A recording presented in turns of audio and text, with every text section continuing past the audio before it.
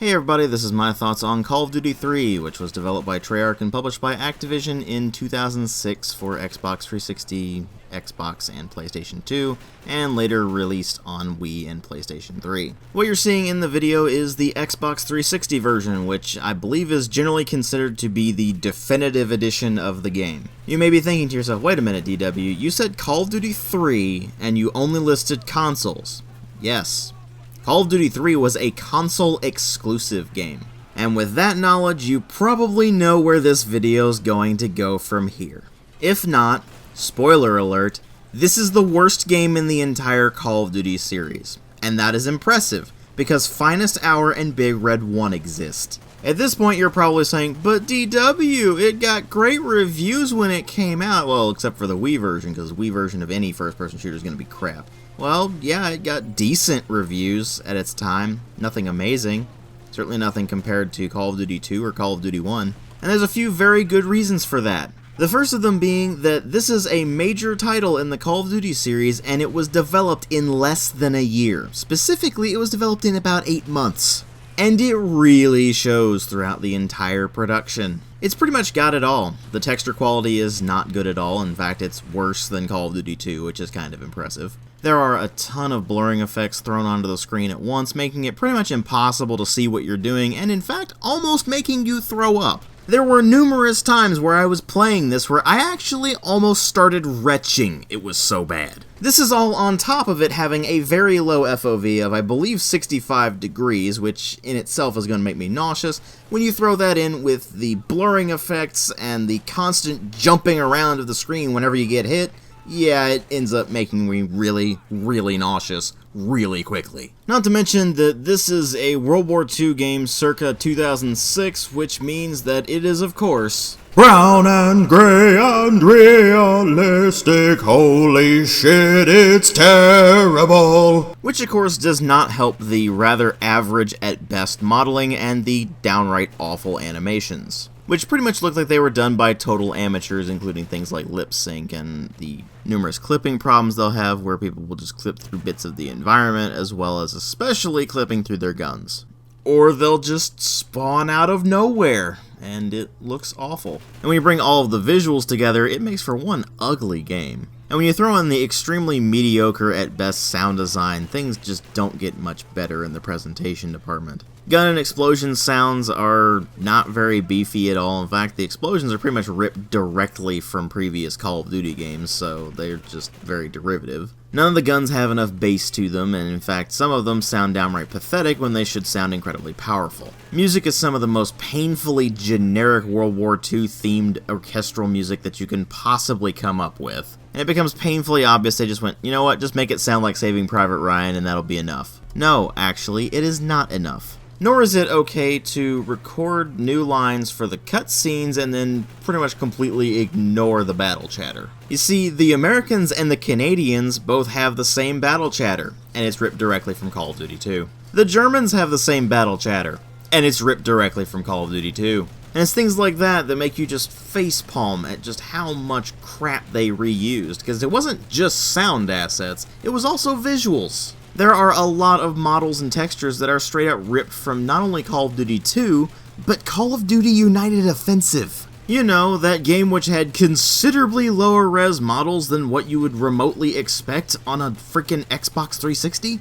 Yeah, they even took models from that. It is really, really lazy. At least with sound assets you can kind of justify it because they're decent enough quality that they wouldn't be a problem even with Call of Duty 1. But ripping considerably lower res models from them? No, that's just unacceptable. And to bring this back to the sound design, even the newly recorded lines are really not all that great. A lot of the accents are very exaggerated and it ends up just sounding really disingenuous. And when you bring all of that together, you have presentation that just sucks. But if it were just presentation problems that were dragging this thing down, I wouldn't be doing an MTO, I'd be doing a full review. So with that said, let's delve into what really matter here, which are the story and the gameplay. The story is split into 4 different perspectives. You have the Americans, the British, the Canadians, and the Polish. And right there, you're instantly going, wait a minute, DW, you said Canadians and Polish in a World War II game? They fought in World War II? Yes, they fought in World War II. I know that's hard to understand given that damn near every movie, TV show, and video game in existence acts like the only people who fought in World War II were the Americans, the British, and the Russians, but there's a reason it was called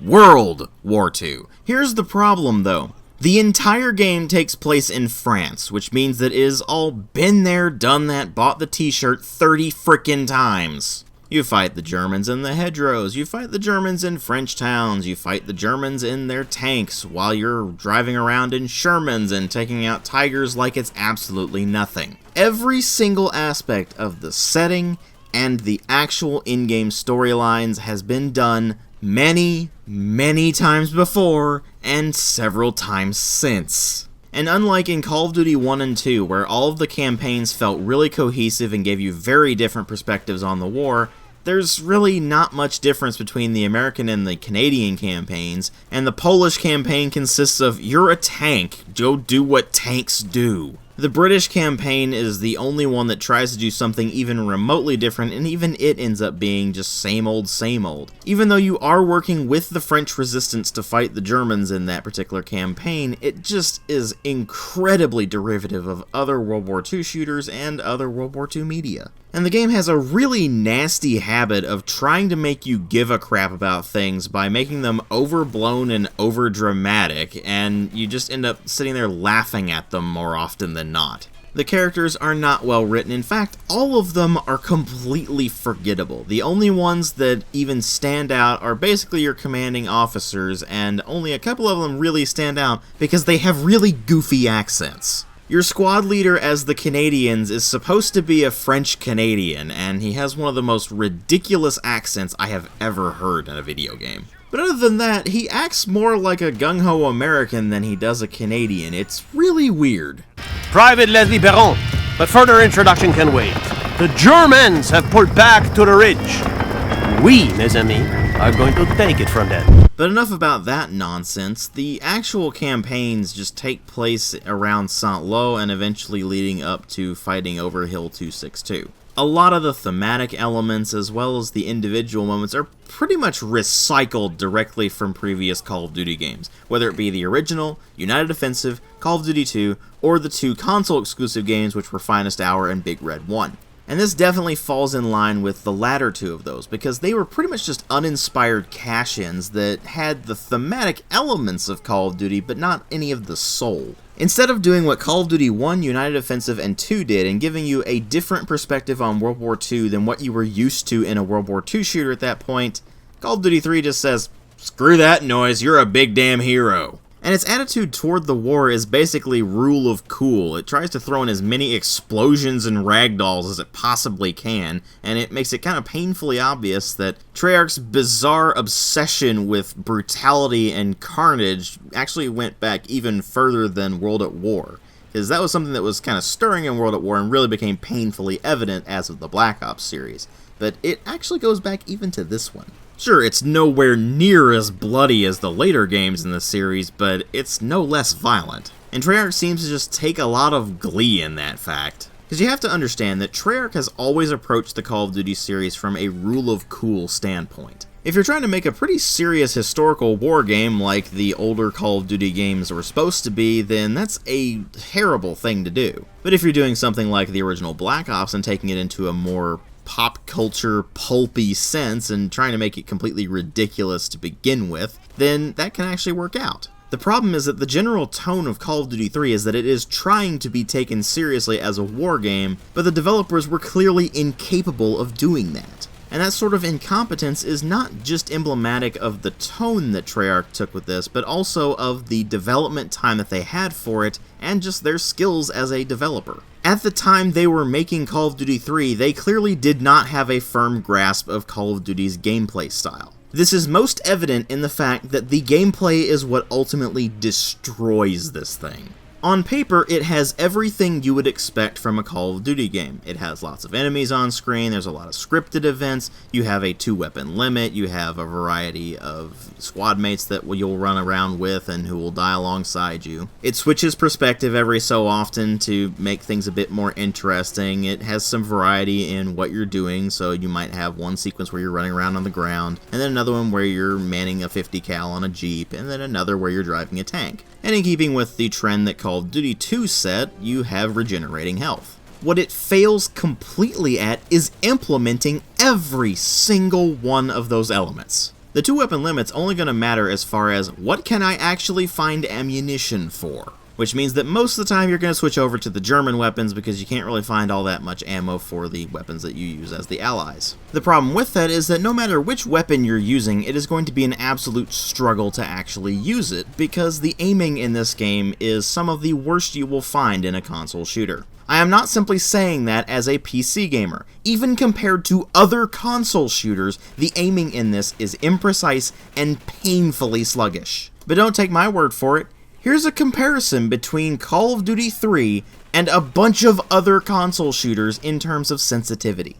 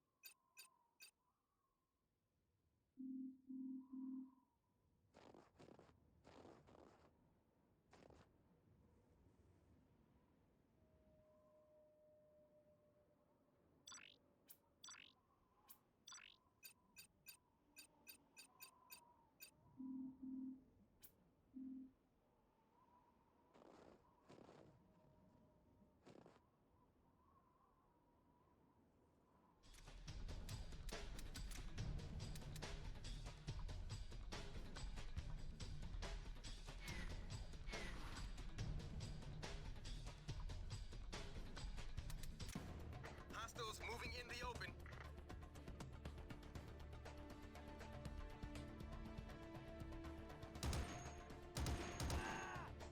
Perfect round.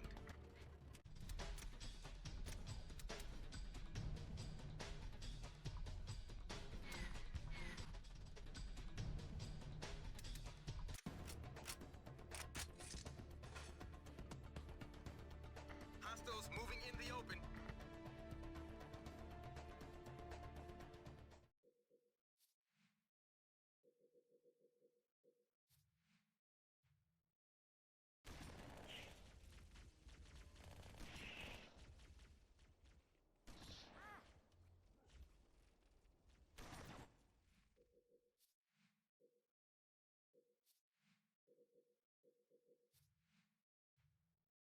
Enemy down.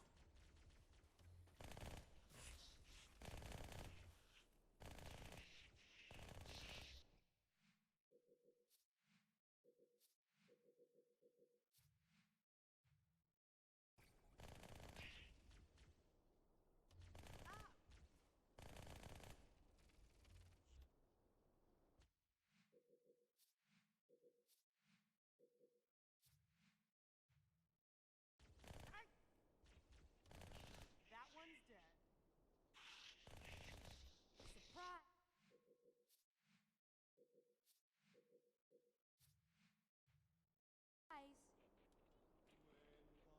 We'll bust it up. Ah! Got another one over here.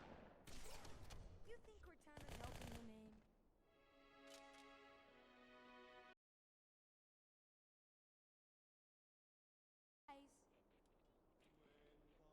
We'll bust it up.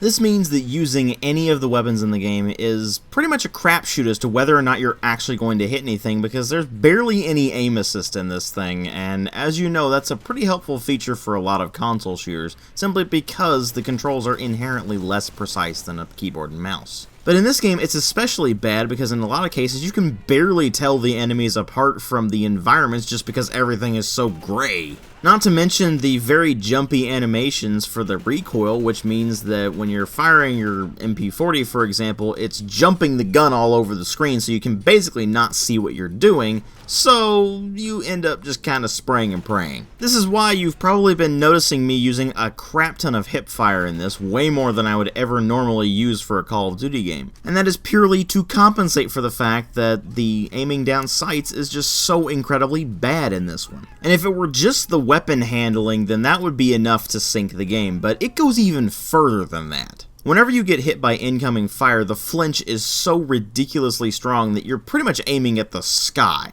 Think Call of Duty Ghosts, but actually worse because at least in Ghosts you can compensate with the controls. Here you're basically like, well, crap, now I guess I gotta restart from the last checkpoint. And speaking of checkpoints, that becomes really annoying after a while because you end up having to replay the same segments over and over and over again just because you couldn't compensate for the control problems. Once you get past the control problems, though, then you run into issues where the enemy and friendly AI is mind-bogglingly stupid. Now don't get me wrong, it is not the absolute worst AI I've ever seen in a first-person shooter, but it's really bad, especially for a Call of Duty game. Enemies will just kind of wander around aimlessly and get themselves shot to bits by just standing out in the middle of the open with no cover around them. They are not good at flanking you, they are not good at flushing you out, they're not even decent at working together as a squad. About the one thing they can actually do is hit you. They are actually really good at that, and that becomes very annoying because you end up having to be stuck behind cover while the screen's all red and blurry and saying, "Find cover!" Because that one guy way on the other side of the map has pinpoint accuracy with his MP40,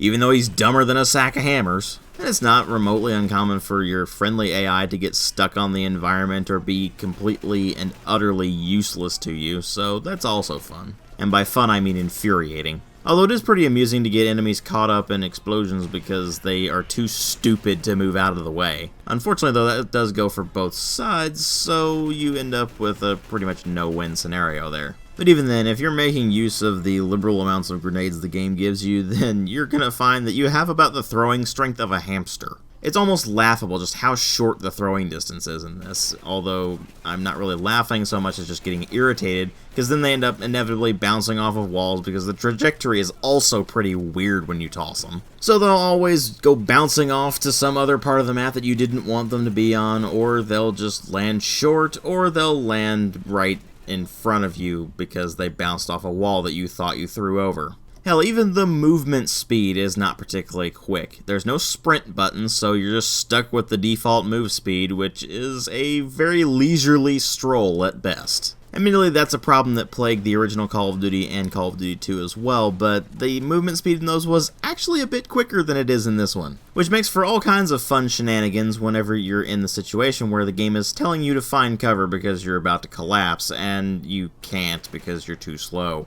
Hell, about the only thing you don't fight the controls on is the tank segments. It is the one thing they managed to not completely screw up. Now granted, it's not very good either, but hey, at least the tank controls work. Which is pretty much more than I can say for the standard first-person shooter controls. It's almost impressive just how much they managed to screw up the controls, given that the controls in Finest Hour and Big Red 1 actually were not quite this terrible. Maybe they didn't get enough time to fine-tune the controls, I don't know, but ultimately that ends up just absolutely tanking the experience. About the only real saving graces you get with this thing are that, hey, it has a couple of different perspectives than what we're used to as far as World War II shooters go, even if they aren't displayed in anything remotely resembling competence, as well as tank segments that, well, they just function, that's about it, and multiplayer that also just functions, and that's pretty much it.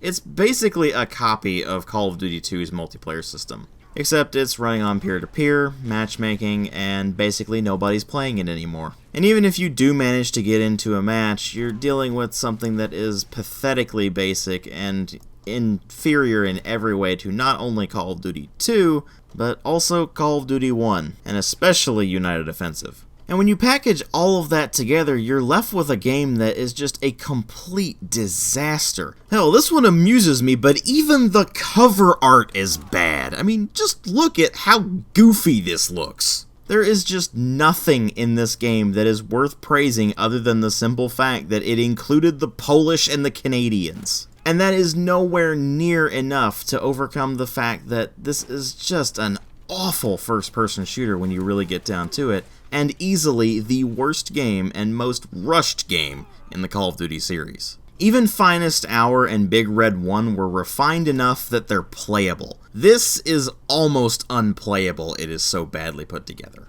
But honestly, can you really blame them? They only had 8 months to put this thing together, and for a modern AAA release, that is just nowhere near enough time. Luckily, it seems that Activision at least learned something resembling a lesson from this, because they started putting the Call of Duty series in a rotation. Now you have 3 studios working on their own games within the series, and they're basically given 2 years to work on them.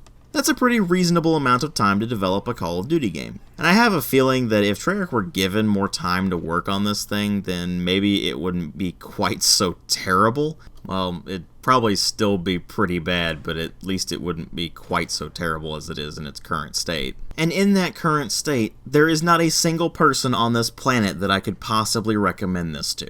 Instead, I recommend you avoid it like the plague, because even someone like me, who is usually able to get at least something out of the Call of Duty series, was not able to get anything out of Call of Duty 3. If I were to score this thing, then it would be somewhere between a 0.5 and a 1.